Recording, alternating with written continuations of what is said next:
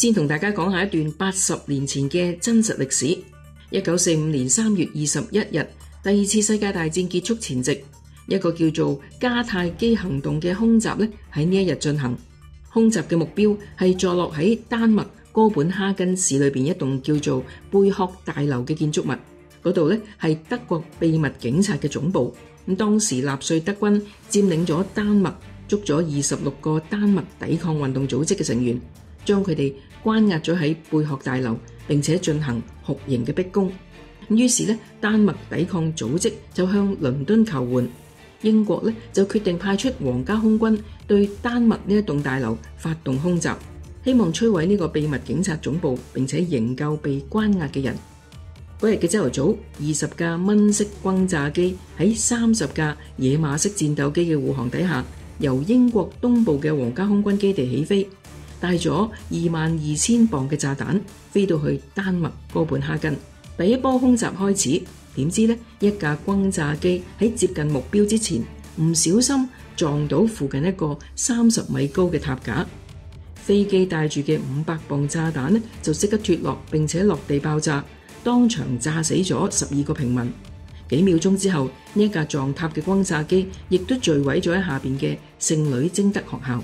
由於墜毀嘅飛機產生咗濃煙同埋大火，使到後續攻擊嘅轟炸機咧就誤以為飛機墜落嘅位置就係轟炸目標，於是第二波嘅空襲，飛機就將炸彈全部投向聖女貞德學校。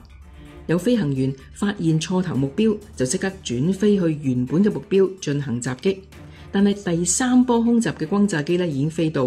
再次以為火光紅紅嘅聖女貞德學校就係目標，又紛紛向呢間學校投掟炸彈。結果喺呢一次空襲任務裏邊，半數嘅轟炸機咧都將炸彈誤投到去呢一家法國天主教教會開辦嘅聖女貞德學校，造成123個平民死亡，當中包括87個兒童，成為咗二戰期間最慘重嘅無辜平民被誤炸事件。雖然行動就救出咗18個被關押嘅人士，但係同被誤炸嘅平民死亡數字相比，大家都覺得呢一次空襲嘅行動係極度失敗嘅。事件發生之後，學校冇再重開。1953年，一座紀念碑喺學校原址落成，以紀念呢一次空襲喪生嘅兒童同埋平民。2021年，丹麥電影藝術家奧勒博內代爾更導演咗一部叫做《我眼中的陰影》嘅電影，重現呢一場誤炸嘅悲劇。重提呢件事係因為以色列總理內塔尼亞胡就喺被問及以軍喺戰爭裏邊不斷轟炸醫院難民營、不斷殺害兒童同埋平民嘅時候，佢竟然以呢一場1945年嘅誤炸行動作為例子，狡辯咁話，當年嗰場空襲唔係戰爭罪，嗰啲係伴隨戰爭而嚟嘅平民意外傷亡。講穿咗就係內塔尼亞胡認為所有嘅孩子同埋平民嘅死只係唔好彩啫。內塔尼亞胡嘅醜惡已經唔使多講啦，連佢自己都毫不掩飾咁直接講出嚟。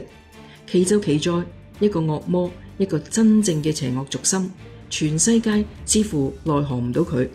世界警察美國佢嘅勸交方式就更加離奇啦。好似喺呢幾日嘅以伊大戰裏邊，特朗普竟然對伊朗話：嗱，你好停手啦！如果唔係，我就會聯同以色列一齊打你㗎。